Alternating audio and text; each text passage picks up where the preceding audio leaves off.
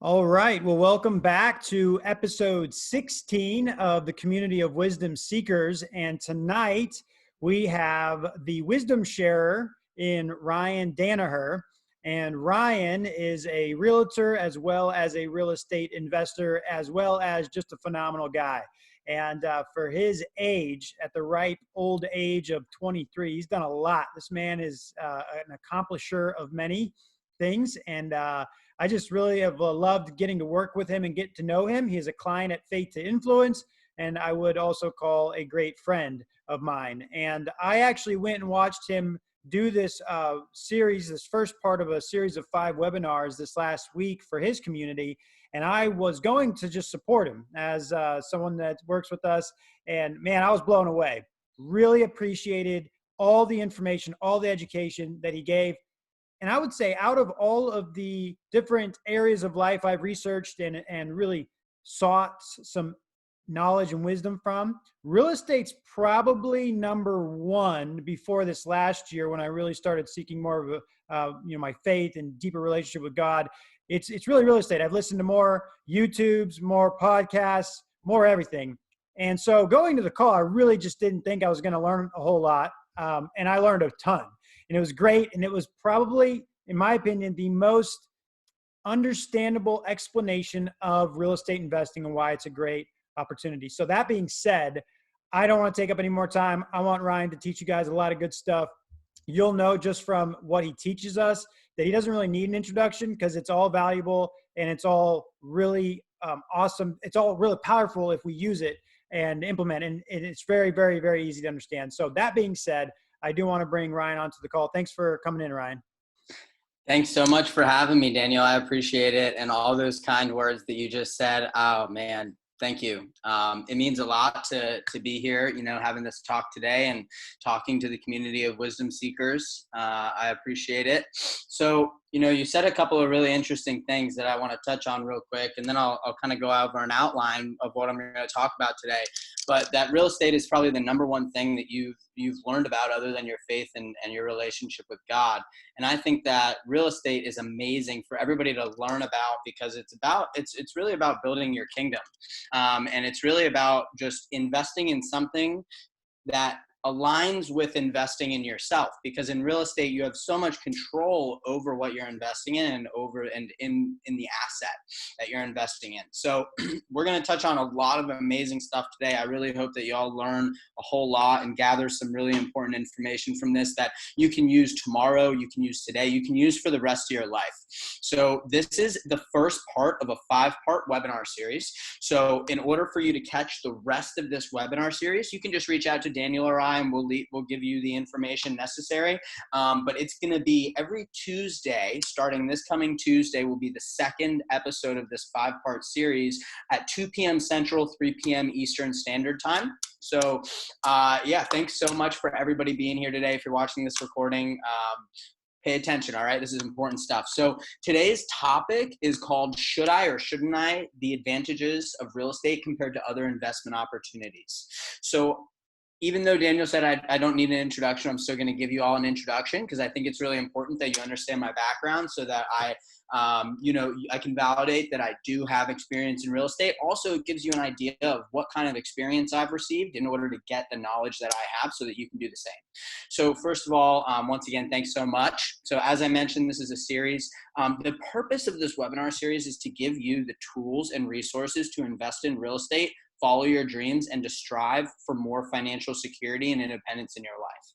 So the next sessions after today are going to be identifying the right property, a how-to guide.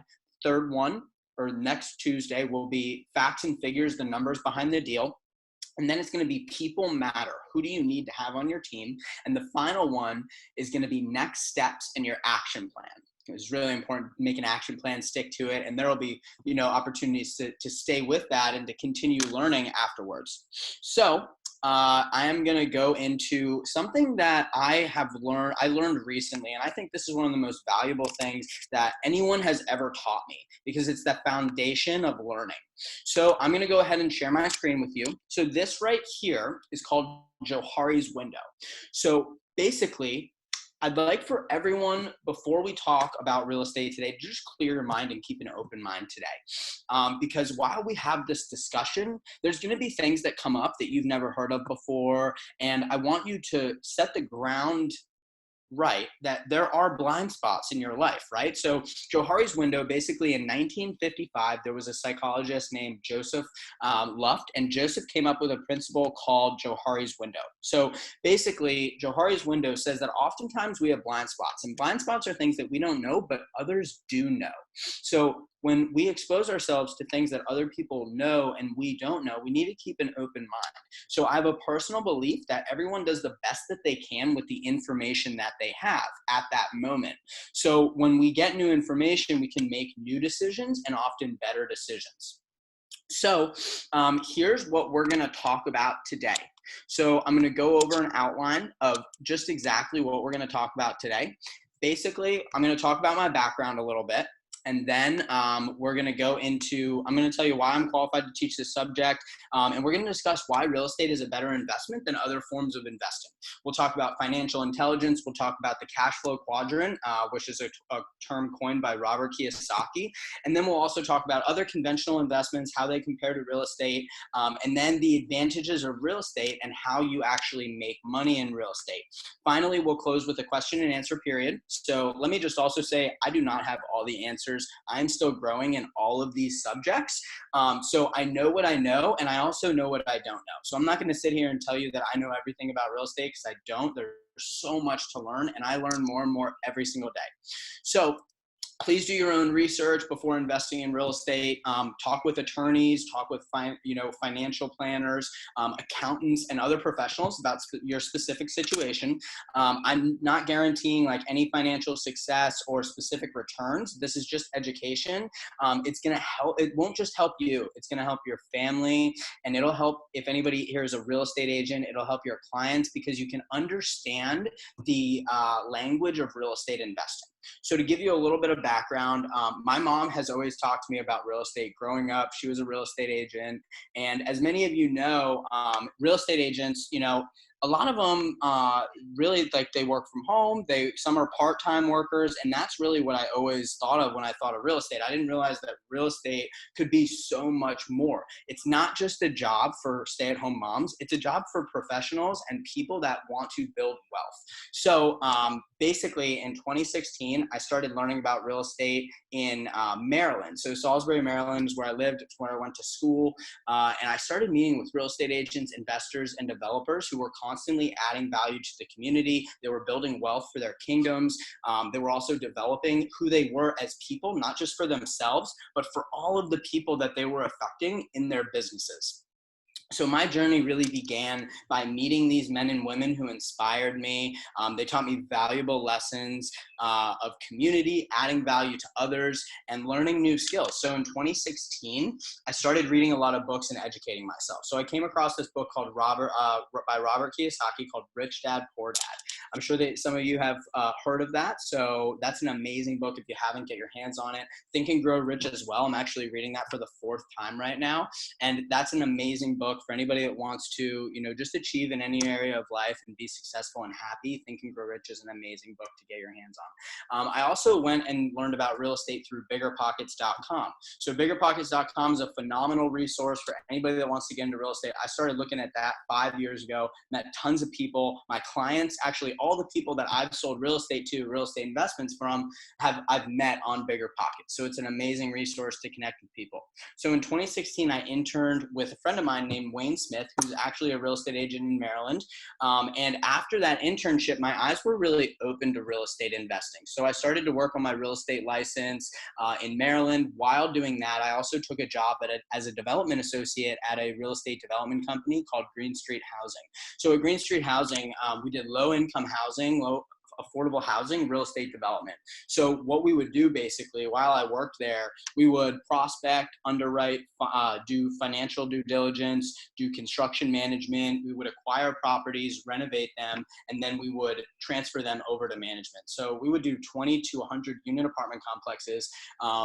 I would manage extensive renovations and then basically hand it over to a property management company. And I learned so much. It was a small firm, so I really got to do everything that went through the business, which was just an absolutely amazing, valuable education. But really a ton of education also just came from the mentorship that my boss named Tom gave me. So I was one of 4 people in the business. So during my time there, Tom would mentor me about real estate investing on all fronts. So in 2017, I bought a duplex. In 2018, I bought a triplex. And basically I did a strategy called house hacking. So house hacking is when you buy a primary resident home with a certain financing that is for primary residents specifically, such as an FHA loan or a VA loan, just putting 20% down payment and getting an 80% loan to value loan. So basically, I did some renovations for the first one and it turned out great. I'll go over a couple examples of that in a minute and a little bit more in detail of what I did to acquire those properties. So during this whole time, I was getting my real estate license in Maryland. So in 2017, actually right before I bought my first property, I graduated from college. I was working full time for a year before I graduated and going to school part time. So in 2018, I finally got my real estate license in Maryland after taking the course 3 times. So I didn't finish it the first 2 times. I was doing so much other stuff. And then finally the 3rd time I finished it, which was amazing. And once I got that, I started to really consult other investors and learn a lot more. So I'm going to go into detail about the properties that I bought now. So in 2017 is when I bought my first duplex. And today that property cash flows after expenses and debt service, $550 per month after all those expenses to both a partner that I have on the deal and myself. So the total cash flow after expenses is $1,100, which is great. So we purchased that duplex for only $92,000. So I'll talk about in a later session, how to find properties like that, how to find properties that make money, that cash flow, that are good investments. But basically for only $92,000 to be making that amount of money is a really amazing thing. When you talk to other investors and you find out how much they bought, it cash flows well. So I had a roommate in one unit and I rented out the other unit while I was living there. So we put in $16,000 to renovate the property and it ended up appraising for $140,000. We bought it for 92, put 16 in, it appraised for 140. So you can do the math that we had some equity in that house. So while we were actually able to get a home equity line of credit because I was living in it, it was a primary resident home. So I got a home equity line of credit on it up to 90% loan to value. So up to 90% of 140. So we already had about $73,000 loan. So we were able to get about $38,000 in a home equity line of credit. And I used $18,000 of that to buy another property. So I bought a 3-unit with an FHA loan. So that FHA loan is a primary resident mortgage. So you pay basically only about 3.5% down payment plus closing costs to buy it. So I was able to do that. The property was purchased for $225,000 in 2018. I lived in it for 1 year and now I rent it out fully just like that duplex. So the FHA loan, that property, after all expenses and debt is paid, it makes a couple $100 per month. We've definitely had ups and downs with that property. It's an older property and we've had some heavy renovations, but overall it's a great investment because in real estate, you make money not just by cash flow. There's a couple other ways that I'll cover a little bit later in the session today. So both of these deals are actually less than a half a mile from downtown Salisbury, where the hospital is located, and all government office buildings. There's about 35,000 people in the town of Salisbury, the city of Salisbury, and there is one of the largest public colleges. There's 9,000 undergrad students at Salisbury University, and that's where I went. So that market area is ripe for investing, in my opinion, and I'll dive deeper into how to find locations like that and what are the criteria of a good location in the next session, which is the how-to guide for buying your properties. So here's the deal. Many people think that real estate is risky, but in my opinion and the thoughts of many investors, it can be the least risky investment that someone can make. In real estate, you can make money in many different ways, which I told you I'll describe in a little bit. And in future classes, we're going to dive deeper into the math and the calculations for investing in real estate because it's about the numbers, right? So there's a quote that I really love. I'm going to share my screen and show this to y'all. So this quote right here is by Armstrong Williams. So now the one thing I tell everyone is learn about real estate. Repeat after me. Real estate provides the highest returns, the greatest values, and the least risk. So Armstrong Williams, his net worth is over $200 million. He's a political commentator, entrepreneur, author, and radio host. And his net worth has been built mainly not just by real estate, but also businesses. But he's used his businesses and his career to invest in real estate and grow his wealth. So I believe it's really important to invest in what you know. For example, I'm a real estate agent. I know about real estate. I had a job in real estate. So I learned about it even more, and then I invest in it. I don't invest in stuff I don't know, like stocks and bonds and stuff like that, because I know real estate. So if you're a real estate agent or you have experience in real estate, it's great. If not, just start educating yourself, because it's all free education out there. So whether it's your first property or your second one that y'all are buying, or you're just watching this and you're just learning about real estate, you're in the right place, because this is going to start with a broad outlook on real estate, and then it's going to dive deeper into the specifics, and we'll have how-to guides. It's going to really dial in everything that you need to know, and we'll have resources so you can learn as well. So someone taught me an amazing principle one time called financial intelligence. So financial intelligence is basically, I want to touch on one other thing before I go into financial intelligence. So this slide that you'll see right here says, stay focused and stay in your lane. Be diversified within your lane. So everyone talks about being diversified with investing, right?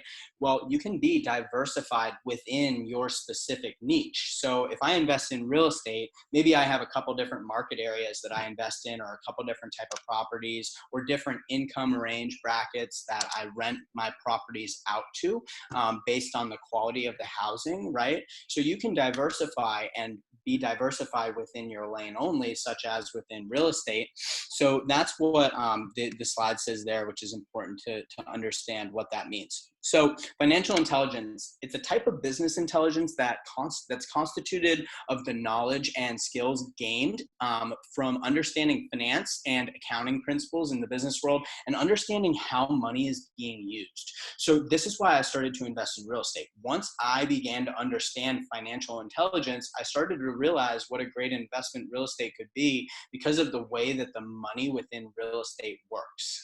And we will talk about those different ways and how money within real estate works shortly. So here are some ways to increase your financial intelligence. So read about personal finance.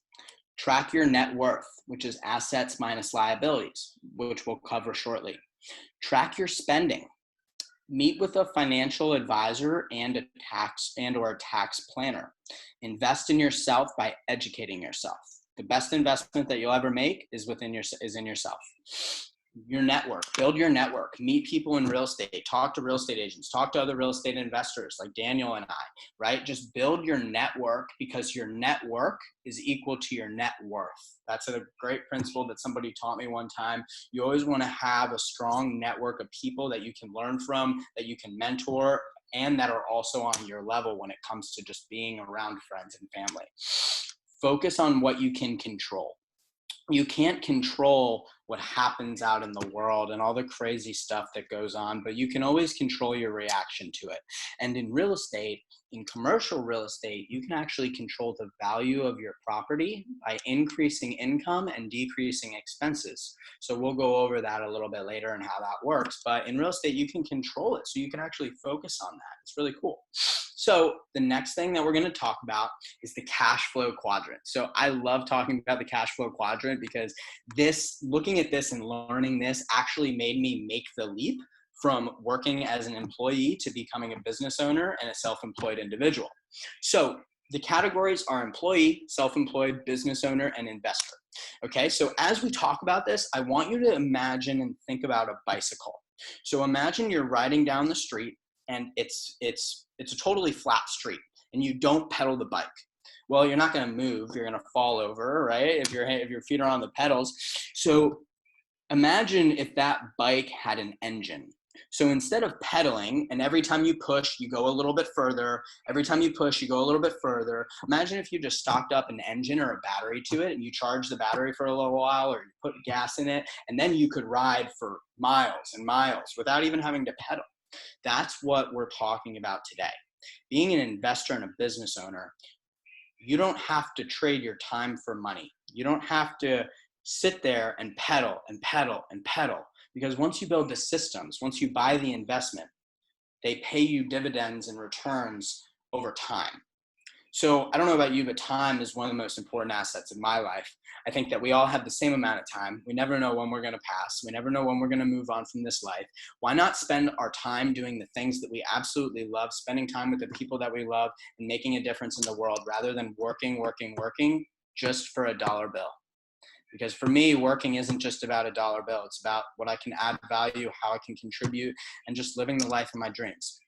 So I'm going to go over each of these categories. All right. So with the employee category, you basically have a W-9. You have a form that you send to the IRS and you get a tax refund, right? You pay all your taxes up front, anywhere between 20 to 30%, even higher tax brackets. And that money gets taken out immediately. You don't write off any expenses. Your taxes are just paid.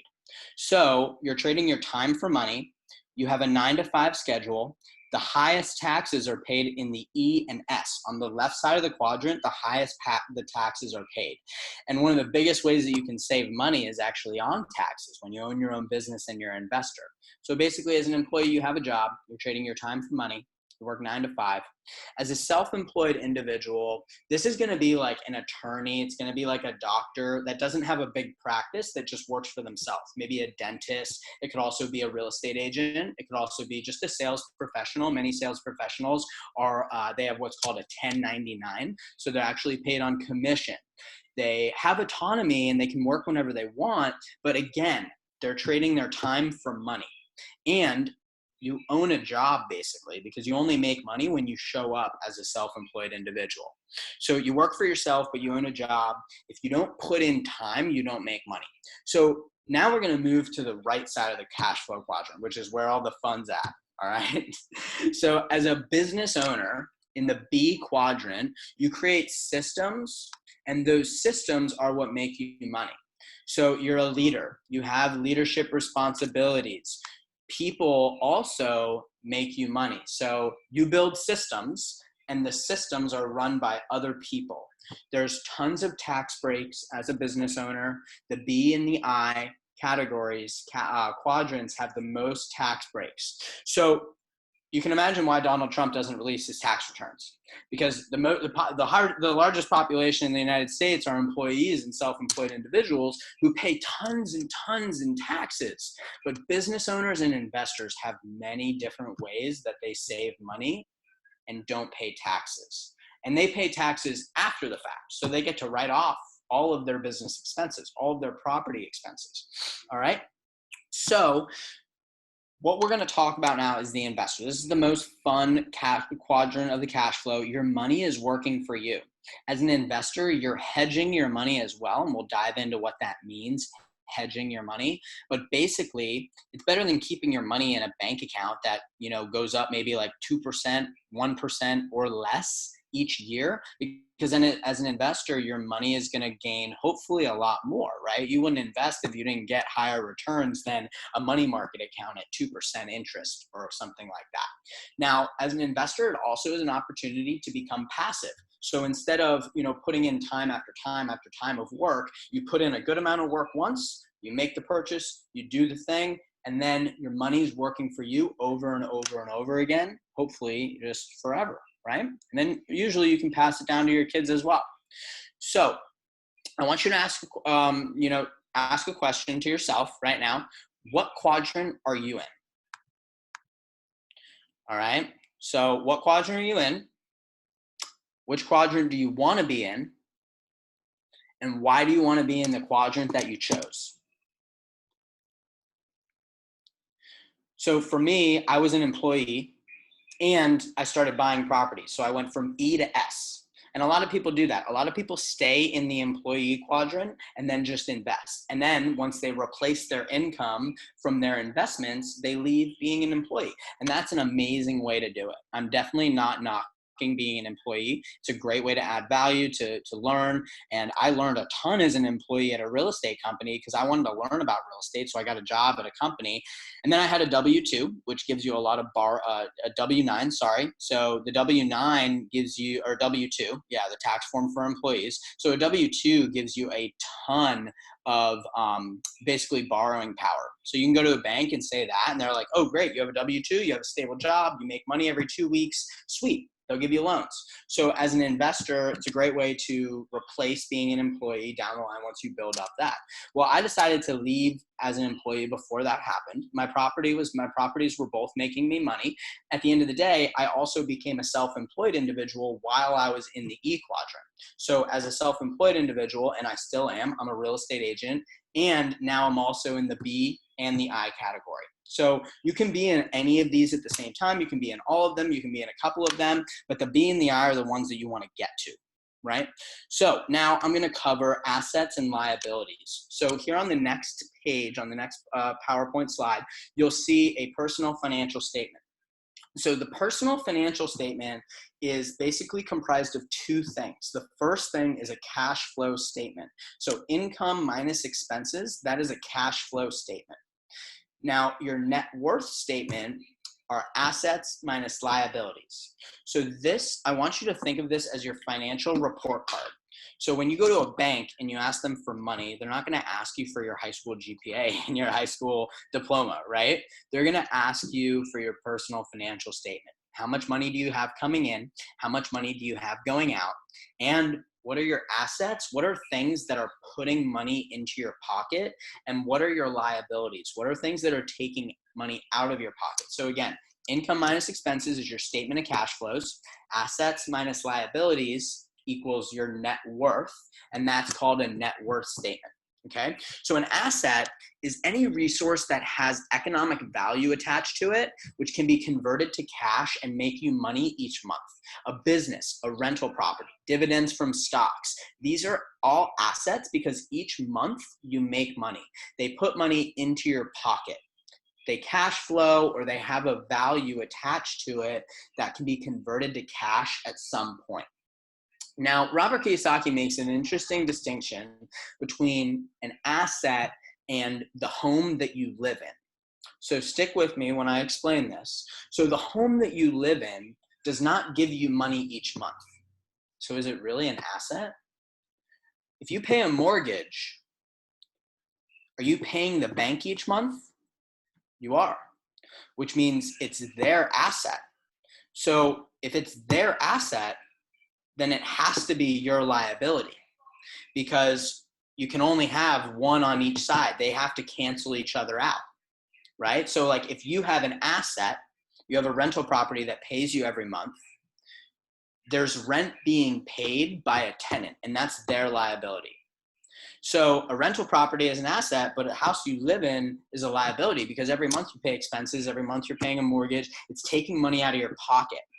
So a liability is something that you're responsible for each month. A liability costs you money. It takes money out of your pocket and puts the money into somebody else's pocket, such as a bank. So when you have a mortgage on a house, that's the greatest example of how that kind of works. And so I just want you to kind of, question that. Is my house really an asset? Well, if the market were to drop today, and let's say your house is worth $100,000, you have an $80,000 loan on your property. If the market drops today 20% and your house is worth $80,000, well, now there's no equity or cash available within that house.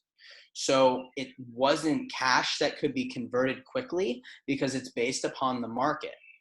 So now you have something where you literally, it's a total liability. There's no equity in it at all. You can't use that, So that blew my mind when that was explained to me. And I think it's really important to take a deeper look at that. So I want to talk about good debt versus bad debt. So good debt is debt that's used to borrow against. So if I get a loan for 5% from a bank to go buy a rental property, and that rental property makes me a 10% return, the difference between 5 and 10% is 5%. So I'm making an arbitrage or a spread a return of 5% because I'm borrowing money at 5%. I'm investing it at 10%. So that's 5% return on the money that I'm borrowing. So that's good debt because I'm using it to make more money. So if you're a business owner, if you want to buy a property and you get debt, it's good as long as you use it to generate more income. When debt is bad is when you use it to buy something that doesn't make you money, such as credit card debt, student debt. Hopefully you get a good job, right, if you get student debt, but there are doctors, there are dentists, there are lawyers that get hundreds of thousands of dollars in student debt and they're still paying it today because they're compounding interest rate loans. So the student debt is like the worst. And credit card debt, of course, is absolutely terrible. So if you're getting into credit card debt and you're not using it to make you more money, if you have a 20% APR on a credit card and you use it to make you 40%, very cool. Tell me what that investment is so that I can learn about it. But at the end of the day, like, you don't want to run up your credit cards. You don't want to get a bunch of student debt because it's not making you money. It's not giving you a return on it. Okay. So now we're going to talk about just conventional investments and really why real estate has an advantage compared to conventional investments. We're going to run over this real quick and then talk about the advantages of real estate. So conventional investments such as 401k retirement plans often have what are called expense ratios of between like 0.5 to 2%. Nowadays, we have a lot of electronically exchanged funds, such as ETFs, right, which have very low expense ratios. But basically what an expense ratio is if I give you $100,000 and I say, hey, please go and invest this money for me, an expense ratio, let's just say it was like 1%. So 1% of that $100,000 gets basically taken as a fee from the person who is investing the money. Well, if I put $100,000 into the investment every year, that 1% compounds and really takes a big loss from the investment over time. So people are basically paying these expense ratios and losing hundreds of thousands of dollars in their retirement funds and their retirement accounts over a course of 30 years. So some people, for every 1% of an expense ratio, you're looking at a loss of about 10 years of retirement income. Okay, now not only that, when you get a retirement account, let's look at the stock market right now and see how the stock market is acting. So the stock market was about almost $30,000 at the end of February, and now it's at about 24. Last time I checked, I think it was Thursday, it was at about 24,000. So that is it's dropped about 5,000 points over the course of, however long that's been, about 2 months. At one point, it was at 19,000. So imagine if you had to take a withdrawal from your retirement account, because baby boomers are all coming to that age right now. Example, my father's 60. So he had to take a withdrawal from his retirement account because he just had to. Like, he had to pay bills. He had to pay a contractor. He had to get something done. When he did that, he accepted a loss of 25%, 30% from the stock market. That's like a lot of money. I mean, he lost tens of thousands of dollars, which can equate to months, even years of retirement account money. So you don't control that. You don't control when the market goes up. You don't control when the market goes down. That could happen at any point in time. So I'm passionate about real estate. I'm passionate about not investing in 401ks. There are other great, tools as stocks for investors. I mean, a Roth IRA, there's different other IRA plans. I just encourage you to do more research about them before you invest in them. I would rather you put my money into real estate, something that is hard. I can feel it. I can touch it. I can see it. I can control it. And also, they're not making any more land, right?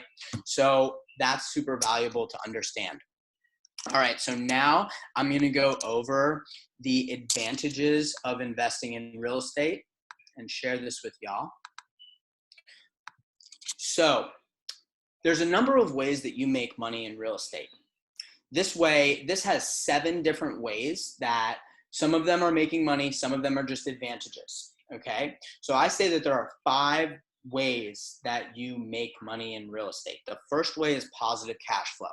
So both my properties, I make a couple $100s per unit per month, And that's usually in a cash flow market. So we'll talk about areas next week, this coming week on Tuesday, 2 p.m. Central, 3 p.m. Eastern, that are going to be good for cash flow, and also markets that are good for appreciation, which aren't necessarily ones that you'll make a check every month, but they can still be good for other reasons. I'll tell you why. So positive cash flow, basically where I grew up in New Jersey, there's not too much cash flow that you can find, except if you go to some areas close to New York City. But down in Maryland, where I was for school, I noticed that the market, just like the prices for properties, were really low compared to how much I could get in rental income.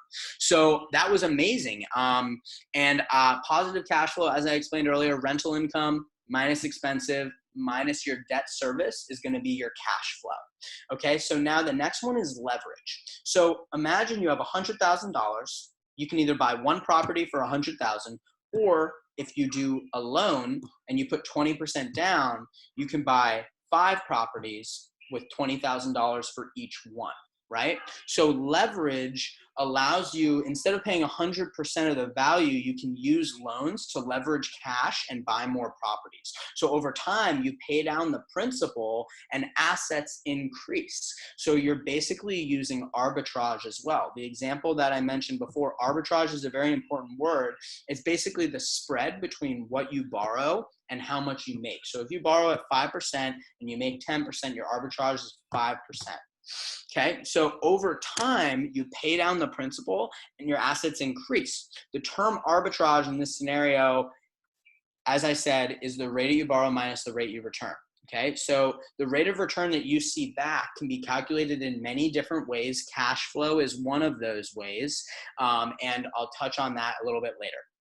So you're building assets faster when you buy real estate, because the net worth of a real estate portfolio can be grown a lot faster than traditional investments. So if you look at basically as you're paying down the principal value, the principal loan amount on a loan, your assets are increasing as you do that. So there's a rate of return associated with that. So that is one of the ways that you make money in real estate. The next way is it's a natural inflation hedge. So before I mentioned hedging, right? So if there's an inflation rate in the United States at 3%, this means that every year our dollar decreases in value by 3%. If your money is in a savings account and it's accruing 1% interest, you're actually losing money, because the banks, they use that money and then they go invest.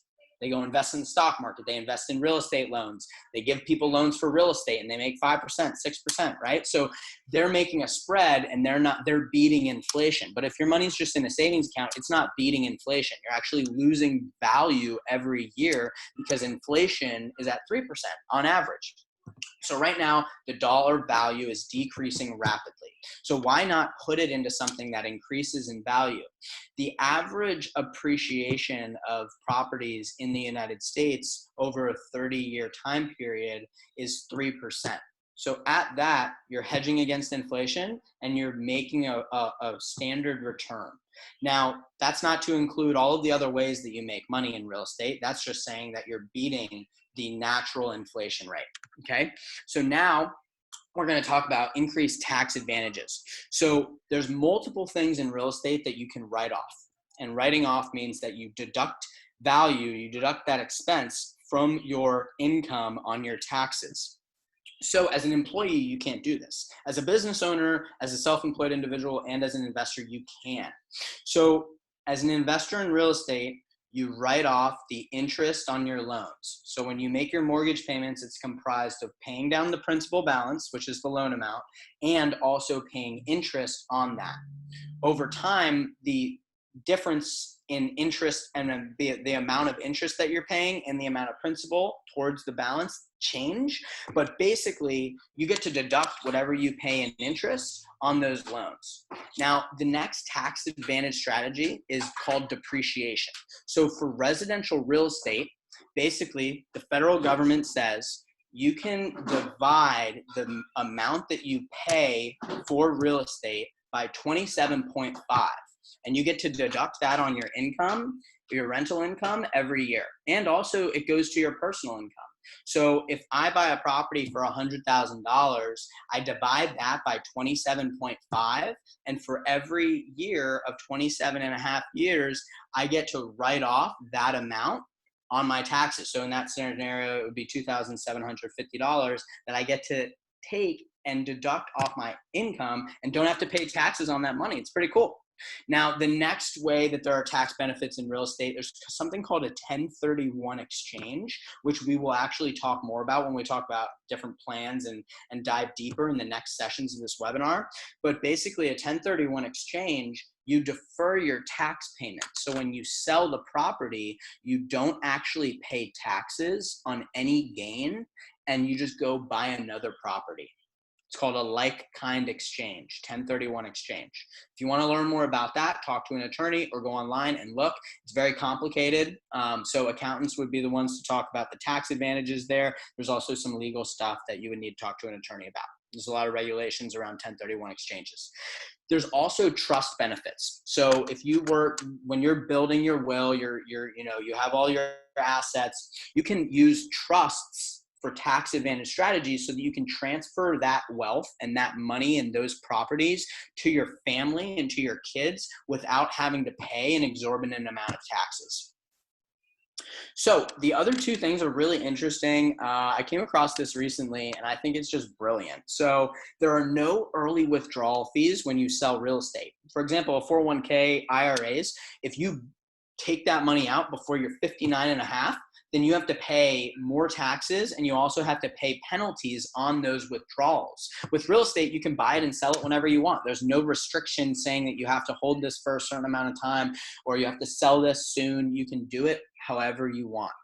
The next way is there's no penalties for insider trading. For example, I learned a bunch about real estate. I have my real estate license. I can buy real estate wherever I want. I can buy whatever type of real estate and I can teach other people about it and I can't get penalized. If I go and I tell you, hey, look, this stock, I worked for this company for a number of years and this stock is about to go through the roof. They're coming out with this new thing. You can get in a bunch of trouble for that type of insider trading and that type of education. So that's super cool about real estate. So I just want to cover positive cash flow a little bit more real quick. Positive cash flow, when you're looking at that, you really want to make sure that you have cash flow filters. So I have specific criteria that I look for in a property when I'm investing for cash flow. Okay, so we'll talk about that later when we get to the numbers in later sessions, but that is really the reason of investing. Imagine right now with the coronavirus crisis, you lose your job and you have no income source. You could go get an unemployment and that's okay. Or what if you had like 10 properties and they all made you $500 a month? Would you be pretty set? That would be pretty sweet. So for me, cash flow is king. When I'm 50 years old, when I'm 40 years old, I'm going to want to have cash flow coming in so that if anything, God forbid, happens, I'll be safe, my family will be safe, and I'll have money that I can still help other people give back and build businesses that add value to the world. Okay, so I'm going to wrap up here and then we'll have a question and answer period. In my opinion, good investments, right? Let me go here real quick to the next 4 parts. So in my opinion, good investments are cash flowing investments, as I just mentioned. No one can predict if the stock market will go up, if real estate values will increase, or what business will be successful tomorrow, right? Businesses are failing left and right now. We need to adapt to technology or we will die, right? So businesses, they will die if they do not adapt to technological changes and what's going on in the world. So what you can always count on, though, is that people will always need a place to live. Businesses will always need a place to operate. And there's no more land being made on earth. It's all gone. It's all created, right? So that's why I advocate for real estate investing, because you have your mortgage being paid by renters, by people that are living there. And that's pretty sweet. And they'll always be part of the population. So certain markets have more renters than homeowners and vice versa. So we'll talk about what that means in the next session, finding rental owning markets versus people that own. All right, so the next couple of parts, first of all, remember the key is focus. Follow one course until you're successful. And whatever it is that you do, just be good at it. want to be the best and have that ambition and get yourself good, do the education necessary and learn. So the next 4 parts, Tuesday, 2 p.m. Central, 3 p.m. Eastern Standard Time, we're going to talk about identifying the right property. It's a how-to guide. And then the next sessions will be about facts and figures, the numbers behind the deal. People matter. Why do you need to have people on your team? Who do you need to have on your team? And then the next steps and your action plan. I really appreciated all y'all today having me here. And if there are any questions, I'll give it to the audience. Awesome. Thank you so much, Ryan. I really appreciate you. And definitely, oh man, I even learned more things listening to it a second time. So it was really, I missed that arbitrage the first time around. I know I've heard it before.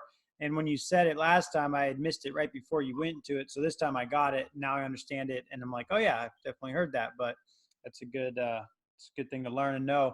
Yeah. I was looking at my schedule right before you ended to make sure I was available at 2:00 next week, because I definitely want to be on and continue to participate. So right. I don't see any questions, so we'll just call that a wrap. You nailed it. Did great. Really appreciate you bringing that on. And yeah, I just really encourage everybody that's watching this recording, go check him out, get connected, reach out to myself, reach out to Ryan. And Ryan, how can they find you if they want to just follow you for this webinar, but also just beyond that? You're a good guy to follow, and if they want to be a part of your tribe and your posse. Yeah, definitely. I appreciate that, Daniel. You can find me on Facebook, Ryan Daniher. You can also find me on Instagram at Ryan Daniher, so RyanDaniher. And for anybody that wants to reach out, my phone number is 410-422-4999. Go ahead, give me a text message, give me a call. I'd be happy to talk.